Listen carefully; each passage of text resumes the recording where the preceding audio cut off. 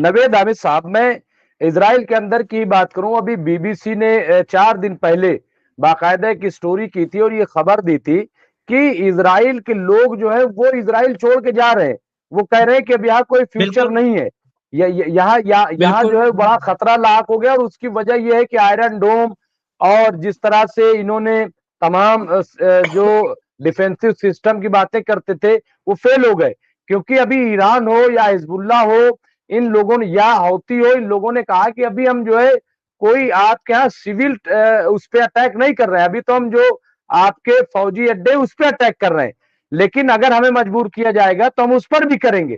तो इतना डर। अच्छा, फिर देखिए 12 महीने इसराइल से के पास, बंकरों में रहे जी। इसराइल का आयरन ड्रोन जो है, इसराइल का आयरन ड्रोन जो है वो सुपरसोनिक मिसाइल के सामने वो फेल है। इसको हकीकत को हमें सबको मानना चाहिए और वो ईरान भी मान रहा है। तो वो जो इसराइल के अंदर जो अवाम में, इसराइलियों में, वो तो सब बाहर के लोग हैं, वो तो बाहर से आए हुए हैं, ज्यादातर तो सेंट्रल एशियन कंट्रीज से आए हुए हैं। जो रूस की रियासतें थी उसमें से आए हैं, अमेरिका से आए हैं या फ्रांस से आए हैं। तो ये खुद अपना ये जो है ये जो नेतन्याहू हैं, ये भी शायद पोलैंड से आए थे, ये भी पोलैंड का है। तो वो लोग वहां पर ये इसलिए आए थे, एक तो वो प्रॉमिस लैंड का एक ख्वाब, दूसरा एक प्रॉमिस हुकूमत वक्त ने उस वक्त किया था कि सेफेस्ट कंट्री रहेगी। तो अब सेफेस्ट कंट्री तो है रही नहीं वो। तो अब अगर कोई मिलिशिया, जिसको आप मिलिशिया कहते हैं, हुतियों की बात कर रहा हूं मैं, जिसको आप मिलिशिया कहते हैं, जिसको आप हिजबुल्लाह कहते हैं, जिसको आप हमास कहते हैं, इसको मिलिशिया तो कहते हैं आप, कोई ये बिल्कुल इनकी बाकायदा हुकूमतें थोड़ी हैं। तो 11 लोग हैं उनके पार्लियामेंट में, हिजबुल्लाह के लोग लेबनान के अंदर, क्या हुकूमत है उनकी। तो उन्होंने इतने जिसके साथ दुनिया के, आप समझ लीजिए कि 4 न्यूक्लियर जो नेशंस हैं, अमेरिका हो गई, जापान हो गई, यूके हो गई, फ्रांस हो गई, ये 4 नेशन जिसके पीछे खड़ी हुई हो और उसको हथियार दे रही हो मुस्तकिल, उनको झुका दिया, तो ये मामूली बात नहीं है। इसलिए वो नफ्सियाती तौर पे, साइकोलॉजिकल तौर पे उसकी आवाम के ऊपर ये जा रहा है कि हमारे साथ दुनिया खड़ी है, उनके हिसाब से जो दुनिया है।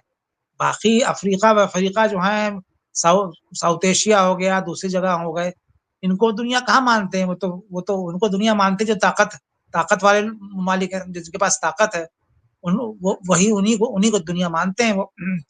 तो उनके साथ दुनिया खड़ी हुई है और वो भी दुनिया उनको डिफेंड नहीं कर पा रही है, बिल्कुल डिफेंड नहीं कर पाई है। आप देखिए कि सबसे ज्यादा इस जंग की सबसे ज्यादा जो कमजोर कड़ी है इसराइल के लिए, वो ये है कि अमेरिका की हिम्मत नहीं हुई डायरेक्ट तौर पे अभी आ जाए उनके साथ। ये आप देखिए कि अमेरिका की हिम्मत नहीं हुई है अभी तक कि ईरान ने जब मिसाइल मारे थे तो बहरे अहमर में तो उसके, है ना, बहरे फारस में भी उसके युद्ध तोप खड़े हुए हैं, बहराइंस भी हैं, है ना उसके अंदर, या उधर दूसरी तरफ मेडिटेरियन सी जो है उसके अंदर भी उसके समुद्री जहाज खड़े हैं। तो उनको इस्तेमाल नहीं कर पाया अभी तक ईरान के खिलाफ। ये है अहम बात, ये अहम बात है, बिल्कुल। इसको आप इग्नोर नहीं कर सकते, इसको आप इग्नोर नहीं कर सकते। तो जैसे अमेरिका नहीं, कह और रहा इसके था साथ कि साथ हम मार गिराएंगे हम।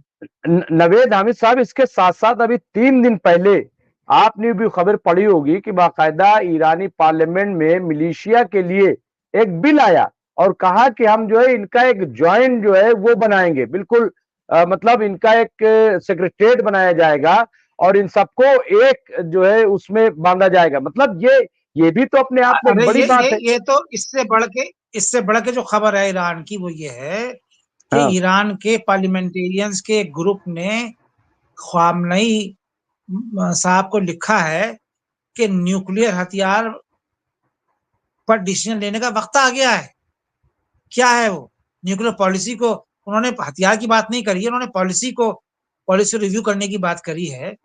तो वो, और फिर अब जिसको ईरान ने डिनाई किया है, लेकिन वो तो हुआ है। एक उन्होंने जो है गालिबन शायद 5 तारीख को उन्होंने जो है वो अंडरग्राउंड, जहां पे न्यूक्लियर उनकी फैसिलिटी है, उसके पास ही अंडरग्राउंड जमीन के 10 माइल नीचे, 10 किलोमीटर नीचे, माइल नहीं 10 किलोमीटर नीचे धमाका हुआ है, जलजला आया है। तो जलजला जब कहीं अगर नेचुरल जलजला आता है तो उसके असरात तो दूर दूर तक जाते हैं ना। नेचुरल जलजला जब आता है तो वो तो धमाके का वाइब्रेशन थी, तो बस उसी उसी खित्ते में उसी के आसपास उसके उसके आया है, वो मापा गया है कितनी वाइब्रेशन हुई है। तो वो जो धमाका हुआ है उससे भी इतने सारे, मैंने कहा ना कि इतनी सारी चीजें हैं जो एक के बाद एक हो रही हैं। आपको किसी भी डेवलपमेंट को इग्नोर करके चीजों को नहीं देखना चाहिए। जो लोग भी ईरान इजराइल के वॉर के ऊपर गुफ्तगू कर रहे हैं या लिखना चाहते हैं, उनको बहुत माइन्यूटली चीजों को फॉलो करना चाहिए कि क्या क्या डेवलपमेंट हो रहे हैं। तो ये जो डेवलपमेंट हुई है, जो हालांकि ईरान ने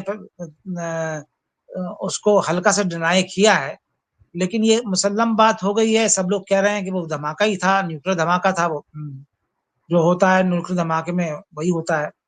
उसके बाद ये भी हुआ कि 2 दिन के बाद उसके जो नेगेव जो इलाका है, डेजर्ट इलाका है इजराइल का, वहां पे भी जो है धमाका हुआ है। न्यूक्लियर साइट के पास जो धमाका हुआ है वो भी जमीन के अंदर हुआ है। तो ये जो डेवलपमेंट्स हो रही हैं, ये सब गौर करने वाली बातें हैं, क्या हो रहा है। और 6 महीने के बाद बाइडन ने टेलीफोन पे गुफ्तगू की है। खबरें ये हैं कि 1 महीने से वो चाह रहे थे कि गुफ्तगू हो जाए बाइडन से टेलीफोन के ऊपर। और इसराइल के डिफेंस मिनिस्टर जाने वाले थे अमेरिका। वो एक दिन पहले जब उन्होंने कहा कि भाई कल प्रेसिडेंट, ऐलान हुआ व्हाइट हाउस की तरफ से कि प्रेसिडेंट कल जो है बात करेंगे इसराइल के नेतन्याहू से, तो वो कैंसिल कर दिया गया।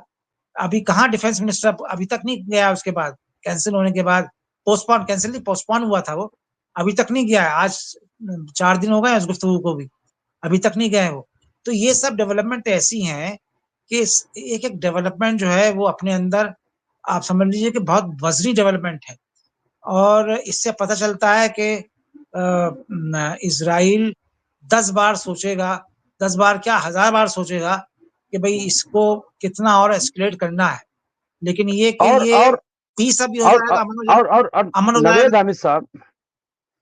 हामिद साहब, हिजबुल्लाह, आप एक तो ये कि आप देखिए कि 12-13 महीने हो गए, लेकिन अभी भी हमास जो है उसी तरीके से एक्टिव है। हमास जो है अभी भी फायर कर रहा है, और आज जैसा कि हमने कहा 4 टैंक को, मरकावा टैंक को उड़ा दिया, और इसके अलावा एक बुलडोजर को तबाह किया, और उसकी तस्वीर सिनावर आ गए बाहर, उन्होंने आके फोटो देके चले गए अंदर, जहाँ पे भी जाना था उनको। सिनावर का आना जो है, जो अंडरग्राउंड थे, हाँ से सिनावर का ऊपर आना और फोटो खिंचवाना कोई मामूली बात नहीं है, मामूली बात नहीं है। और उसके बाद आप खुद ईरान में भी जो जो वो आई है, उस पर भी आपको गुफ्तगू करनी चाहिए, उस पर जो है उसको इग्नोर नहीं करना चाहिए। जो खबरें आई हैं कि ईरान के आर्मी चीफ को जो है नजरबंद किया गया है, वो भी एक बड़ी खबर है, बड़ी खबर है वो। और नहीं, कल उस पर पूरी डिबेट की है। अच्छा अच्छा, जी जी, तो खैर मैंने नहीं कल देखी पूरा, वो। जी जी, तो नहीं, कल पूरी डिबेट हमने उस पे की थी, और वो बहुत इंपॉर्टेंट थी। हालांकि वहां पे जो हमने लोकल लोग थे उनसे जब बात की कि वहां क्या है, तो कहा कि ये एक साजिश हो सकती है, और उन्हें चूंकि अवार्ड देने के लिए बुलाया गया था, लेकिन ये कह रहे हैं कि ये शक है उन पर। तो कई तरह की बातें हैं यहाँ पे। अभी कोई चीज जब तक वहां के लोकल जो मीडिया है या वो कोई ऐसी चीज नहीं देता है कि भाई उन्हें अरेस्ट किया गया है, या नहीं हुआ है ना, ये खबर जो छपी है इंटरनेशनल तौर के ऊपर, तो अगर ऐसा नहीं है तो हुकूमत ईरान की तरफ से उसकी तरदीद आनी चाहिए, लेकिन तरदीद अभी तक नहीं आई है ऐसी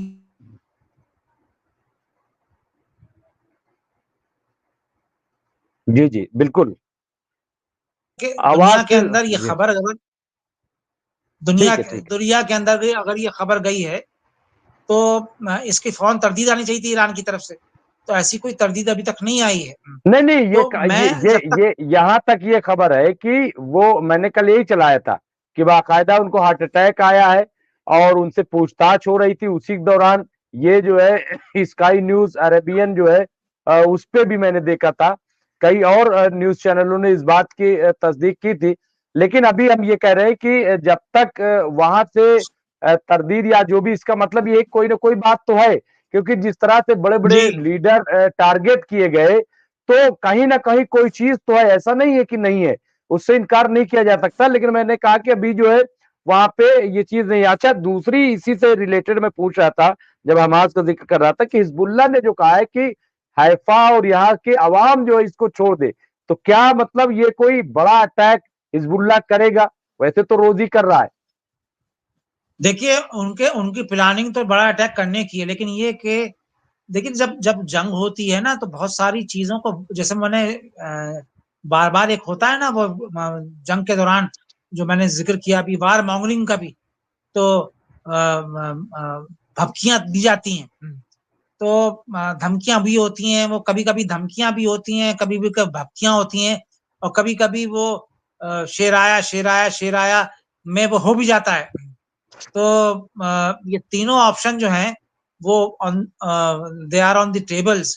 तो उसमें जो है वो किस वक्त वो करेंगे, क्या करेंगे। तो अब अगर एक, मुझे लगता है कि शायद अगर एक आध हमला आबादी के ऊपर हो जाए तो फिर बहुत बड़ा अटैक माना जा सकता है उसको। अगर इसराइल की आबादी पर एक आध अटैक हो जाए तो हिजबुल्लाह की तरफ से या नहीं, हुतियों की लेकिन तरफ से। लेकिन नवेद साहब, जिस तरह से आज इजराइल अलग थलग पड़ा है, उसकी वजह यही है कि इधर से तो आवाम को मार रहे हैं, ये शहरियों को, आम शहरियों को मार रहे हैं, लेकिन उधर से उस तरह का जवाब नहीं दिया जा रहा है अवामी के आम लोगों को मारने का। तो इसीलिए आप देखिए कि आज तमाम जो यूरोपीय कंट्री, पहली बार ऐसा हो नहीं, रहा है, उसमें उसमें और नाटो माफ के बारे कीजिएगा, में है कि माफ वो की भी कर रहा है। नहीं नहीं, माफ कीजिएगा, एक बात समझ लीजिए आप, बात कि जब ड्रोन वगैरह जाते हैं या मिसाइल हमला होता है तो वो तो 90% लोग अंदर चले जाते हैं, अंडरग्राउंड हो जाते हैं, बंकर्स में चले जाते हैं। तो अगर बिल्डिंगों बिल्डिंगों पे मिसाइल गिरेंगे तो अवामी तौर पे इतना थोड़ी होगा, कोई नुकसान थोड़ी होगा, जानों का नुकसान नहीं होगा, लेकिन उससे एक बड़ा मैसेज जाएगा। वो मैसेज जो है वो नहीं, अभी लेकिन तक उसको नहीं गया कैश है। भी करेगा। देखिए, उसको इजराइल जो है कैश भी कर सकता है, उसको तमाम जो हो है सकता उसको है, हो सकता है। देखना, जो लड़ाई लड़ रहे हैं, हम तो ऐसे ही है ना, जैसे क्रिकेट में, क्रिकेट का मैच देखते हैं तो हम कहते हैं अरे यार ये बॉल इस तरह अगर पकड़ लेता तो बच जाता। हाँ हाँ, तो बिल्कुल तो हम हम लोग तो जो जो लोग फील्ड में होते हैं, सही बात। जंग जंग जंग कोई आसान गेम थोड़ी है। तो हम लोग तो एक अटकलें ही लगा सकते हैं।